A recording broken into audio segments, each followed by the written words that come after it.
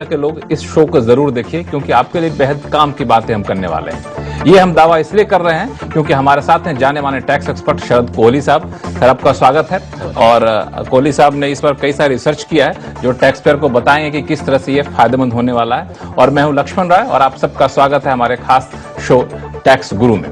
तो अगले आधे घंटे तक हम इस शो में बताने वाले हैं कि इनकम टैक्स रिटर्न भरने के बाद भी ना रहें बेफिक्र। इनकम टैक्स विभाग की अगली चाल पर रखें नजर। अगर आपने अभी तक नहीं भरा है इनकम टैक्स रिटर्न तो जितनी करेंगे देरी उतना पड़ेगा महंगा। और साथ ही ये भी बताएंगे कि किस तरह का आम खाना होगा सस्ता और कहां खाएं आइसक्रीम ताकि नहीं चुकाना होगा जीएसटी। इन सारे मुद्दों पर बातचीत करेंगे, लेकिन सबसे पहला मुद्दा है इनकम टैक्स रिटर्न का। कई लोग खुश हो गए होंगे कि इनकम टैक्स रिटर्न तो हमने फाइल कर दिया, अब बेफिक्र होकर रहना, अब तो कोई टेंशन रहा ही नहीं। लेकिन मुझे लगता है कि टेंशन अभी भी बाकी है। कोहली साहब। बिल्कुल, बहुत खूब लक्ष्मण। पहले आपने ओपनिंग रिमार्क में चिंता में डाला, फिक्र में डाला, और आप फिक्र को दूर करते हैं। जी हाँ, बिल्कुल, जिन लोगों ने रिटर्न फाइल कर दिया है उनको ये पता होना चाहिए कि अब आगे क्या होता है, क्योंकि क्या नया नया थोड़ा सिस्टम है कुछ लोगों के लिए, लोग समझते हैं। तो उसमें 3-4 चीजें होती हैं। या तो आपके पास एक नोटिस आता है 139(9) का, मान लीजिए आपने कुछ रिटर्न में त्रुटि कर दी, उसको डिफेक्टिव रिटर्न कहते हैं। और सबसे ज्यादा जो होता है 143(1) का एक इंटीमेशन आता है। ये कब आता है, ये सबके ध्यान से सुनने वाली बात है। अगर आपकी डिमांड निकल आई, अगर आपका रिफंड है, या आपका कोई पुराना रिफंड किसी पिछली डिमांड के या लेटेस्ट रिफंड पिछले डिमांड के अगेंस्ट एडजस्ट कर दिया गया है, तो आपको 143(1) की एक चिट्ठी मिलती है, एक नोटिस मिलता है जो आपको पॉइंट आउट करता है कि कुछ गड़बड़ी थी, आप इसको ठीक करिए। और अगर इनमें से कुछ भी नहीं है लक्ष्मण, तो फिर आपका वो पोर्टल पे प्रोसेस्ड दिखा देगा। और एक आखिरी बात, जो बहुत सारी लंबी चेकलिस्ट है, पर मेन मैं बता रहा हूं, वो ये कि अगर आपके पास 143(2) का एक नोटिस आता है, नंबर मैं इसलिए बता रहा हूं कि आप नंबर को देख के, सेक्शन को देख के पहचान जाए। इसका मतलब है कि आपकी रिटर्न को स्क्रूटनी के लिए पिक कर लिया गया है। आपसे डिपार्टमेंट कुछ और गहरी जानकारी लेना चाहता है। ये कैसे समझेंगे? ये 143(2) का एक नोटिस होता है। अच्छा। तो ये इसीलिए मैंने ये नंबर इसलिए बताया। सेक्शन हालांकि लोगों के इतने काम के नहीं होते, पर यहां पर सेक्शन से पहचान लेंगे तो और आसानी हो जाएगी लक्ष्मण। तो ये आपको जानना है कि इनकम टैक्स विभाग ने हमारे रिटर्न को एक्सेप्ट किया है या फिर रिटर्न में जो हमने जानकारी दी है वो वाकई उससे सहमत है कि नहीं सहमत है। तो ये हमारे रिटर्न की जानकारी को इनकम टैक्स विभाग ने मान लिया है और अब उसको आगे कर रहा, अब हमें कुछ नहीं करना। ये हमें कब पता चलेगा? क्या हम पोर्टल पर देख सकते हैं? जी हाँ, पोर्टल पे अगर कुछ नहीं है, जैसा कि मैंने कहा, तो वो प्रोसेस्ड लिखता है। पर एक चीज ध्यान रखने वाली है लक्ष्मण, ये सब तभी होगा जब आप रिटर्न को वेरीफाई कर देंगे। अच्छा, वेरीफाई करना जरूरी, ये बड़ी काम की बात है। आपको बता दूं कि आपने इनकम टैक्स रिटर्न फाइल कर दिया है तो काम वहीं खत्म नहीं हो जाता। आपके ऊपर एक और जिम्मेदारी है, वो है कि आपको इनकम टैक्स रिटर्न को वेरीफाई करना होगा। एक जमाना था जब हम लोग उसको फॉर्म को लेकर कोहली साहब कुरियर करते थे बेंगलोर में, क्या अभी करना हो कि नहीं दूसरे तरीके हैं? जी हाँ, अब तरीके बहुत सारे हैं, कुरियर अब कम जाते हैं। और ध्यान रखने वाली बात यह है कि जिन्होंने 31 जुलाई तक फाइल कर दिया है उन लोगों के लिए 120 दिन का समय है इसको वेरीफाई करने का। 4-5 तरीके मैं बता देता हूं अभी। पर जिन लोगों ने 31 जुलाई तक फाइल नहीं किया है, अब ये पीरियड 30 दिन कर दिया गया है। तो ये ध्यान है। और अगर आप 30 दिन लेट करते हैं, मान ली 30 दिन के बाद भी कोई करता है या 120 दिन के बाद कोई करता है, तो वेरीफाई तो हो जाती है, पर उस पर रिटर्न आपकी बिलेटेड रिटर्न मानी जाती है। ये एक ध्यान रखने वाली बात है। और वेरीफाई करने के अगर हम तरीके देखें तो तरीके आपको पता है, आजकल ईवीसी जो इलेक्ट्रॉनिक वेरिफिकेशन कोड होता है वो चलता है। आप आधार ओटीपी कर सकते हैं, अपने एटीएम से, अपने डीमैट से, अपनी नेट बैंकिंग से, इस सब चीजों से आप ईवीसी से वेरीफाई कर सकते हैं। और जैसा कि लक्ष्मण ने कहा कि वो जो पुराने जमाने का कोरियर सीपीसी बैंगलोर जाता था, वो अभी भी फॉर्म भी चलता है। तो इस तरीके से आप वेरीफाई करना ना भूले, वरना जो मैंने पहले सब बताया लक्ष्मण, उनमें से कुछ नहीं होगा, रिटर्न इनवैलिड हो जाएगा। तो जैसा कि कोहली साहब ने बताया, इनकम टैक्स रिटर्न फाइल करने के बाद भी आपको इन सारी बातों का ख्याल रखना है, वरना आपकी सारी मेहनत पर पानी फिर सकता है। इस बीच कई सारे कॉलर हमारे साथ जुड़ चुके हैं। सबसे पहले चलते हैं गुजरात, जहां से महेश शाह जी फोन लाइन पे। महेश जी नमस्कार, कैसे हैं आप? बस मजा में, नमस्कार। चलिए बताएं, कहाँ उलझन है आपकी? मेरे एक लोन अगेंस्ट सिक्योरिटी अकाउंट था एचडीएफसी बैंक में, वहां से 19 लाख का फ्रॉड हुआ था। अच्छा। 25 जनवरी 22 को। तो क्या मैं उसको लॉस के तरह ले सकता हूँ? अभी इसमें रिकवरी कुछ हुआ नहीं है। अच्छा, कुछ रिकवरी नहीं हुआ। आपने उस फ्रॉड को रिपोर्ट कर दिया था बैंक में? या बैंक में रिपोर्ट कर दिया, पुलिस में एफआईआर भी हुई। क्या उपाय है? महेश जी, हमें बहुत खेद है, पहली बात तो आपका इतना नुकसान हुआ है, फ्रॉड हुआ है, और हम उम्मीद करते हैं कि पैसा आपका वापस मिल जाएगा, या डीमैट में से जो भी गया वापस मिल जाएगा। पर अफसोस की बात यह है कि इसको आप कहीं लॉस की तरह क्लेम नहीं कर सकते हैं। ऐसे लॉसेस लक्ष्मण क्या होता है कि जब कोई बिजनेस कर रहा होता है तो उसमें बिजनेस में अगर मान लीजिए कोई ऐसा लॉस हो जाता है during the course of business, तब वो उसको प्रॉफिट एंड लॉस में क्लेम कर सकते हैं। पर महेश जी का जो टैक्स का प्रोफाइल मुझे लग रहा है सुनकर, उसमें महेश जी आप इसको क्लेम तो नहीं कर पाएंगे। हम सिर्फ प्रार्थना ये कर सकते हैं कि आपका जल्दी वापस मिल जाए। हालांकि ऐसे कई सारे कॉल्स आते रहते हैं हम लोग के शो में जिसमें लोगों के इस तरह के नुकसान हो जाते हैं, फ्रॉड, चूंकि ऑनलाइन फ्रॉड काफी ज्यादा बढ़ गया है, तो इसका कोई प्रोविजन होना चाहिए। आपका क्या मानना है कि नहीं, टेक्निकली संभव नहीं है? नहीं होना चाहिए। अगर आपको पुलिस से क्लियरेंस मिल गई है, कंफर्म हो चुका है सरकार को कि अब ये वाकई में फ्रॉड हुआ है, तो इसका डिडक्शन मिलना चाहिए। नाइंसाफी, क्योंकि इस पर टैक्स भी देना पड़ जाता है और पैसा भी हाथ में नहीं रहता। लक्ष्मण बिल्कुल ठीक बात है। चलिए, तो अगले कॉलर हमारे साथ हैं हैदराबाद से साकेत पुरवाल साहब। साकेत जी नमस्कार, क्या सवाल आपके पास? नमस्कार सर। तो मेरा ये सवाल है, मैं एक सैलरीड इंडिविजुअल एम्प्लॉय हूँ, सॉफ्टवेयर इंजीनियर हूँ, और मुझे मेरी कंपनी मेरे सैलरी स्लिप में लगभग सालाना स्पेशल अलाउंस 5 लाख रुपए देती है। ठीक है। अब सपोज मैं इसमें कुछ खर्चा करता हूँ कंपनी का ही काम करने के लिए, तो क्या मुझे रिडक्शन मिलेगा सेक्शन 1014 में? सपोज मैंने एक एप्पल मैकबुक लिया, तो क्या मुझे इसमें डिडक्शन मिलेगा इन सेक्शन 1014? काफी अच्छा सवाल है, काफी अच्छा सवाल है कोहली साहब। साकेत जी बहुत बढ़िया सवाल है, क्योंकि जब सैलरी के ब्रेकअप बनाई जाती है ना लक्ष्मण, तो खूब लोग परेशान होते हैं, कंपनी से जद्दोजहद करते हैं। ये लिखिए, तो साकेत जी जो सेक्शन 1014 है वो इस काम के लिए नहीं है। सेक्शन 1014 कुछ एक विशेष परिस्थितियों, मान लीजिए आपको कहीं किसी पहाड़ पर कोई अंडरग्राउंड असाइनमेंट पर है, वहां कहीं होते हैं, उसमें जो अलाउंसेस मिलते हैं स्पेशल अलाउंसेस, ये उन स्पेशल अलाउंसेस के लिए है।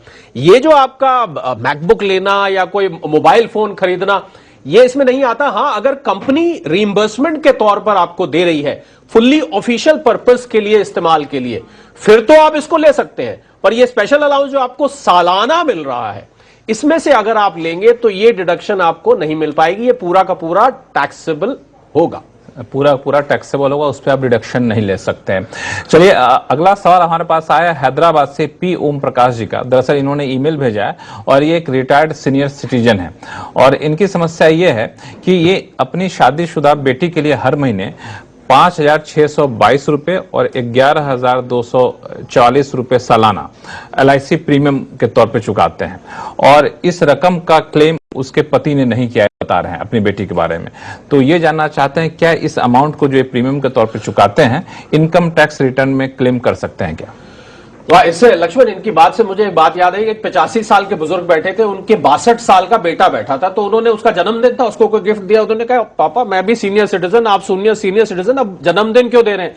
तो बुजुर्गवार ने बहुत अच्छी बात कही, उन्होंने कहा बच्चा तो मेरे लिए हमेशा बच्चा ही रहता है। यही कॉन्सेप्ट सेक्शन 80C में लगता है। मैंने इसलिए आपको इस कॉन्सेप्ट को इनकम टैक्स विभाग ने अडॉप्ट कर लिया। जी बिल्कुल, अगर आपकी बेटी शादीशुदा भी है तब भी आप उसके लिए अगर इंश्योरेंस प्रीमियम पे करें, क्योंकि वहां पर वर्ड चाइल्ड यूज किया गया है, चाइल्ड की उम्र नहीं बताई गई है, तो अगर आप पे करते हैं बाकायदा आप इसको अपने 80C में क्लेम कर सकते हैं। कोई चिंता नहीं है, आपका बेटी या बेटा शादीशुदा है भी तो बिल्कुल आप खुश हो जाइए ओम प्रकाश जी। आपने जो भी 11,240 रुपए सालाना LIC प्रीमियम पे किया है उसको आप अपने इनकम टैक्स में क्लेम कर सकते हैं। अब तक आपने रिटर्न अगर नहीं फाइल किया है तो जल्दी से रिटर्न फाइल भी कर लीजिए और इसको क्लेम कर लीजिए। चलिए, फिलहाल वक्त है छोटे से ब्रेक का। ब्रेक के बाद बताएंगे जिन लोगों ने अभी तक रिटर्न फाइल नहीं किया उनके पास क्या है रास्ते, बताएंगे छोटे से ब्रेक के बाद।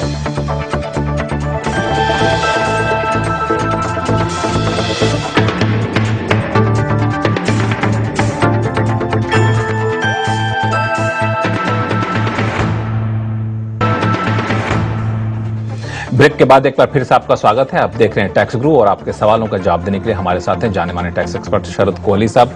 कोहली साहब, कई लोगों के सवाल हैं। सवाल लेने से पहले एक जो चीजें आ रही हैं कि जो इनकम टैक्स रिटर्न लोगों ने फाइल किया है, जितने सरकार ने टारगेट किया था या फिर उम्मीद करी थी उससे कुछ कम है, तो मुझे लगता है बहुत सारे लोग हैं जिन्होंने अंतिम समय तक फाइल नहीं कर पाए हैं, तो अब उनके पास कोई रास्ता है? जी हाँ लक्ष्मण, बहुत सारे लोग डेट एक्सटेंड होने का इंतजार कर रहे थे और आखिरी वक्त तक इंतजार करते रहे, और कुछ लोग वैसे ही हैबिचुअली लेट लतीफ होते हैं या कहीं व्यस्त होंगे, उनके पास रास्ता है। अभी बिल्कुल दरवाजा बंद नहीं हुआ है। 234F की एक फी देके 5,000 रुपए फी है। 5 लाख से अगर आप 5 लाख तक इनकम है फिर तो ये फी 1,000 है। तो आप 31 दिसंबर तक की विंडो है, आप बिलेटेड रिटर्न फाइल कर सकते हैं। बाकायदा फाइल करिए, थोड़ा सा लक्ष्मण रिफंड में विलंब हो सकता है बिलेटेड रिटर्न में, क्योंकि रिफंड उतना जल्दी नहीं आता है, उसको जरा बाद में प्रायोरिटी पे रख दिया जाता है। लेकिन ये बिलेटेड रिटर्न जो जिन्होंने फाइल करने का आप कह रहे हैं उनके पास रास्ता है, तो जिन्होंने मारा मारी करके 31 तक फाइल किया उनको क्या फायदा मिला? नहीं, मैंने बताया ना 5,000 रुपए पेनल्टी, अब फी दे के फाइल होगा। अच्छा, फी देना पड़ेगा। बिल्कुल, अब वो पेनल्टी नहीं है, वो फी है बाकायदा, उसके बिना जमा किया फाइल ही नहीं कर पाएंगे, तो 5,000 का तो सीधा नुकसान है। प्लस बिलेटेड रिटर्न में मैंने कहा रिफंड लेट होता है, और आपको ये बात शायद कम लोग जानते हैं, बिलेटेड रिटर्न ज्यादा हैबिचुअली हो तो उसमें स्क्रूटनी में आने का चांस भी होता है। वो डिपार्टमेंट को लगता है क्या खिचड़ी पकड़ी थी जो हर बार लेट करते हैं, भाई ये क्या चक्कर क्या है, क्या अंदर काम चलता है। लेकिन ये 5,000 रुपए सबके लिए या फिर जिनकी आमदनी कम उनके लिए कम है? जो 5 लाख तक की आमदनी है उनके लिए 1,000 है, 5 लाख से ऊपर की अगर रिटर्न है तो 5,000 रुपए पेनल्टी देके 31 दिसंबर अगर निकल गया तो फिर ये टाइम बार्ड हो जाएगी, फिर ये सेक्शन 148 का नोटिस आपके पास आएगा, तभी आप फाइल कर पाएंगे, वरना नहीं कर पाएंगे। तो ये 5,000 रुपए अमाउंट जो है वो हर महीने बढ़ता जाएगा? नहीं बढ़ेगा नहीं, ये 5,000 ही रहेगा, अभी करें या आप जब भी करें। पर अगर टैक्स बकाया है आपका टैक्स तो वो 1% उस पर पर मंथ इंटरेस्ट लगता जाए। तो मतलब जितनी देरी करेंगे उतना महंगा पड़ता जी है? बिल्कुल नहीं, हम तो कहेंगे अभी आज ही करिए अगर आपने नहीं करा। लेकिन इसमें एक और चीज है कि जो जिन लोगों ने बिलेटेड रिटर्न फाइल किया है, क्या वो लॉस वगैरह क्लेम पहले की भांति कर सकते हैं कि नहीं, उसमें कुछ कैच है? जी हाँ बिल्कुल, अगर आप लॉस कैरी फॉरवर्ड कर रहे हैं तो आपको समय से फाइल करना जरूरी है बिजनेस रिटर्न्स के लिए। इसको हम नॉर्मली बिजनेस रिटर्न्स में डिस्कस करते हैं, क्योंकि ये डेट मोस्टली इंडिविजुअल्स के लिए थी जिनका टैक्स ऑडिट नहीं होता है। ज्यादा काम की बात ये उन लोगों के लिए होती है जिनका ज्यादा लॉस होता है या टैक्स ऑडिट वगैरह होता है। एक और, चूंकि बात इनकम टैक्स रिटर्न की चली है, तो कई लोगों के साथ थोड़ा सा दुखद घटना हुई है कि कारोबारी साल में आमदनी तो हुई, लेकिन जिन जो आमदनी कर रहे थे शख्स, परिवार के सदस्य, उनकी मृत्यु हो गई, असामयिक निधन हो गया, तो वो उनके लिए क्या प्रोविजन होता है रिटर्न फाइल करने का? क्योंकि जो इनकम हो रहा था जिनका, वो तो जो इनकम कर रहे थे उनका तो निधन हो गया, तो क्या वैसे केस में रिटर्न की प्रक्रिया व्यवस्था क्या है? जी हाँ, अगर ये दुखद बात हो जाती है और निधन हो जाता है तो जो उनके वारिस हैं उनको 4 चीजें याद रखें आप। अपना पैन कार्ड, जिनका निधन हुआ है उनका पैन कार्ड, एक उनका डेथ सर्टिफिकेट और एक सक्सेशन सर्टिफिकेट बनवा लीजिए। ये 4 चीजें आप लोड करके आप अप्लाई करिए कि आप एज ए सक्सेसर या एज ए लीगल एयर उसको कहते हैं फाइल करना चाहते हैं। जैसे ही वो अप्रूव होगा उसके बाद आप उसको फाइल कर पाएंगे, पर उसके बाद का जो हिस्सा होगा, मतलब निधन से बाद की जो डेट होगी, वो आपको जो भी वारिस के हिस्से में वो इनकम जा रही है उनको अपने रिटर्न में दिखानी होगी। चलिए, इस बीच कई सारे कॉलर हमारे पास आ चुके हैं। सबसे पहले चलते हैं अहमदाबाद, जहां से सुमेश जी फोन लाइन पर हैं। मैं एक सैलरीड पर्सन हूँ, ठीक है। अच्छा। और आफ्टर ऑल सब डिडक्शन के बाद मेरा सैलरी जो है नॉन टैक्सेबल हो जाती है, जो 4.8 लाख है। लेकिन मैं इंट्राडे ट्रेडिंग भी करता हूँ। तो सैलरी करते करते इंट्राडे ट्रेडिंग कर लेते हैं आप? नौकरी करते करते? हाँ, कर ले। अरे वाह, तब तो। हालांकि अहमदाबाद के लोगों की खासियत ये होती है, वो लोग बहुत ही इक्विटी मार्केट को लेकर बहुत ही दिलचस्पी रखते हैं। बताएं।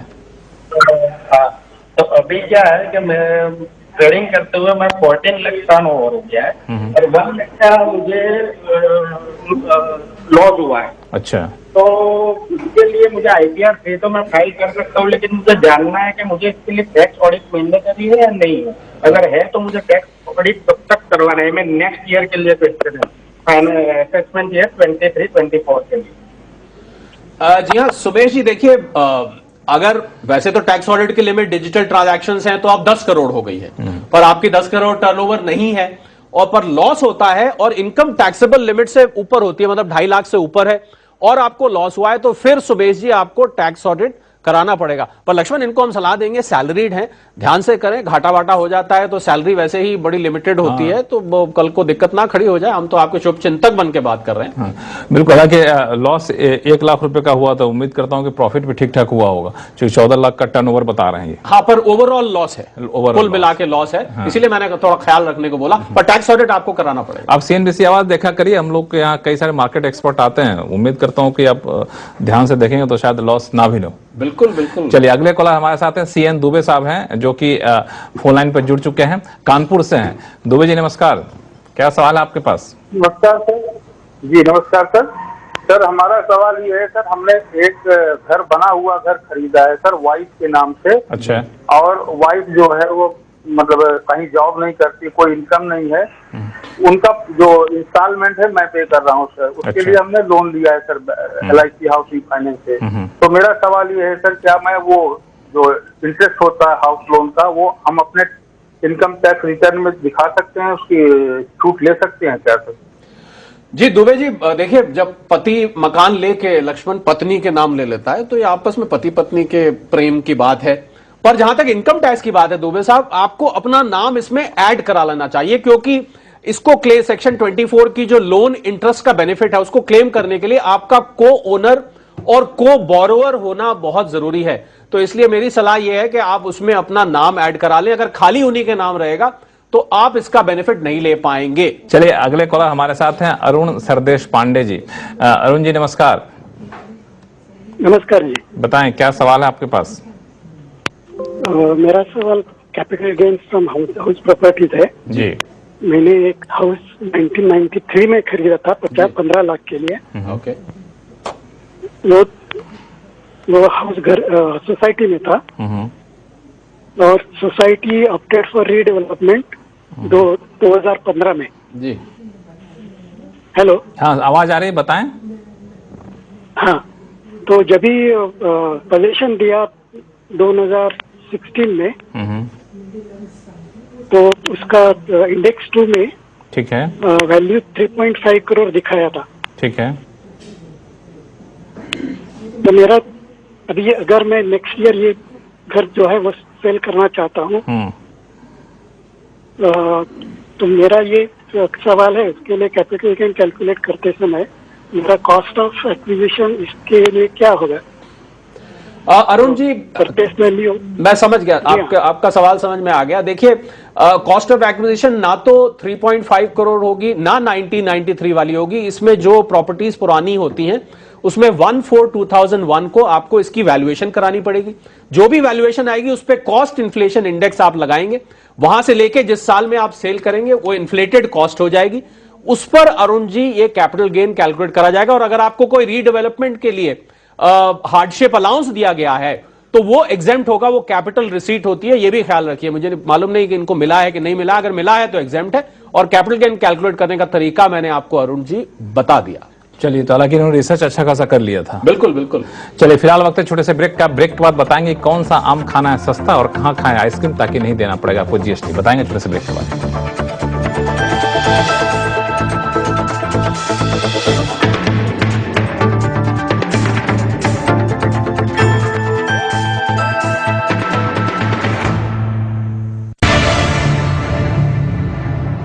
ब्रेक के बाद एक बार फिर से आपका स्वागत है। आप देख रहे हैं टैक्स गुरु और आपके सवालों का जवाब देने के लिए हमारे साथ बने हुए हैं जाने माने टैक्स एक्सपर्ट शरद कोहली साहब। लोगों के सवाल ने इससे पहले एक महत्वपूर्ण बात जो आपके लिए जानना बेहद जरूरी है, और जानना इसलिए जरूरी है क्योंकि आप आम खाने के शौकीन हैं या फिर आइसक्रीम खाने के, तो आपको देखना ये होगा कि आम और आइसक्रीम के साथ कहीं जीएसटी का टेस्ट तो आपके पास नहीं आ रहा है। ये इसलिए ज्यादा इंपॉर्टेंट हो गया कोहली साहब के पिछले दिनों इनकम टैक्स विभाग कहें वित्त मंत्रालय की तरफ से जीएसटी विभाग ने एक सफाई जारी की है। और सफाई जारी करके बहुत सारे फाइन प्रिंट्स बताए हैं और बड़ा दिलचस्प सफाई है। जैसे कि कहते हैं कि आम खाने पे आपको जीएसटी कहां देना पड़ेगा, स्लाइस खाएंगे तब देना पड़ेगा, ड्राई खाएंगे तो देना पड़ेगा, वैसे नहीं देना पड़ेगा। चक्कर क्या, तो समझा दे दर्शकों। मुझे लक्ष्मण ये जीएसटी सीबीआईसी की तरफ से और कभी कभी एएआर की तरफ से बड़े स्वादिष्ट क्लैरिफिकेशन आते हैं।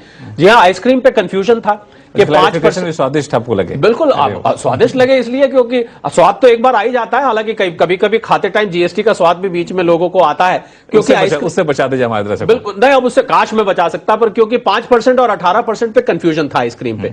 अब क्लेरिफाई किया, खासकर आइसक्रीम पार्लर्स इस बात को लेकर बहुत चिंतित थे। सबसे पहले आम का बताइए, जो कि आम। अच्छा चलिए पहले आम का तो आम आप कच्चा, आप आम फ्रेश खाएं, आप आम कटा हुआ खाएं, और अगर आप आम ड्राइड खा रहे हैं मतलब सूखा आम खा रहे हैं तो इन तीनों पे कोई जीएसटी नहीं है। इसके अलावा आप किसी भी फॉर्म में अगर आम खाएंगे तो उस पे 5% आपको जीएसटी देना पड़ेगा। मतलब मैंगो जूस लें तो बिल्कुल उस पे लगेगा। स्लाइस पे लगेगा। उस पे स्लाइस अगर फ्रेश खा रहे हैं प्लेट में रख के नहीं लगेगा, पर किसी और फॉर्म में आप खा रहे हैं तो लगेगा। और आइसक्रीम पे यही कंफ्यूजन था लक्ष्मण। आइसक्रीम पे पार्लर वालों को खासकर अब क्लेरिफाई किया है सीबीआईसी ने कि आप आइसक्रीम पार्लर में खाएंगे तो 18% लगेगा, और पार्लर उस पे आईटीसी क्लेम कर सकता है। पहले क्योंकि 5%, आपको याद होगा रेस्टोरेंट्स पे 5% है, वो आईटीसी नहीं क्लेम कर सकते, पर पार्लर पे 18% आईटीसी क्लेम कर सकते हैं। आईटीसी। लेकिन एक जो मुद्दा ये उठता है कि आइसक्रीम का तो ठीक है, हम पार्लर में खा रहे हैं कि बाहर खा रहे हैं, आपने देख लिया, आपने पता भी लगा लिया, लेकिन आम में मुझे अभी कंफ्यूजन है। मान लिया आपने घर में आपने ताजा आम लाया तो वो खाई तो जीएसटी नहीं। आपने कहा जूस पे लगेगा, कोई ने घर में आम का जूस मान ले तो क्या करिएगा? देखिए घर में जूस निकाले तो थोड़ी जीएसटी वाले आएंगे देखने के लिए कि अब आप जूस निकाल रहे हो तो इस पे लगा दें, घर पे जो मर्जी करिए।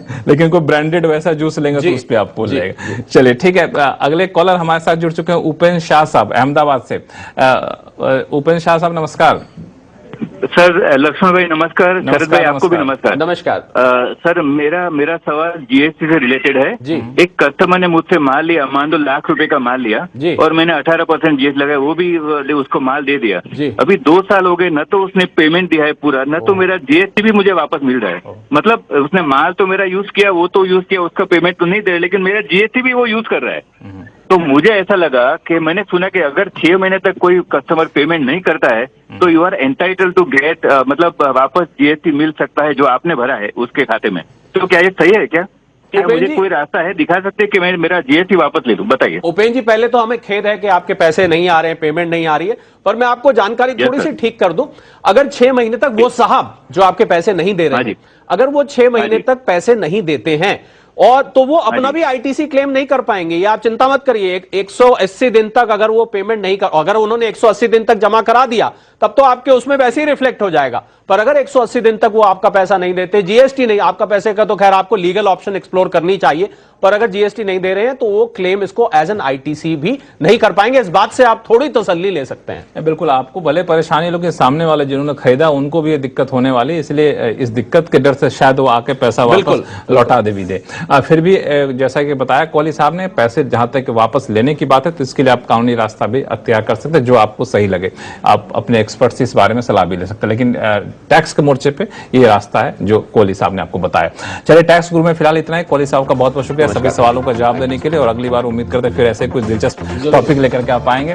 और आप दर्शकों के पास कोई भी सवाल हो, चाहे इनकम टैक्स से जुड़ा हुआ हो या फिर जीएसटी से जुड़ा हुआ, आप हमें लिख भेजिए tax@moneycontrol.com पर। हाँ, लेकिन एक बात जरूर ध्यान रखिएगा कि जब आप सवाल भेजते हैं तो अपना नाम और मोबाइल नंबर लिखना जरूर दर्ज करें, भूलें नहीं, क्योंकि अक्सर अपना नाम या मोबाइल नंबर नहीं देते हैं तो फिर आपसे संपर्क कर पाना मुश्किल हो पाता है, ताकि बेहतर तरीके से आपके सवालों को हम क्लैरिफाई कर सकें। इसलिए अपना नाम और मोबाइल नंबर जरूर लिखें अपने सवाल के साथ, और सवाल भेजें tax@moneycontrol.com पर। चलिए नमस्कार, देखते रहिए CNBC आवाज।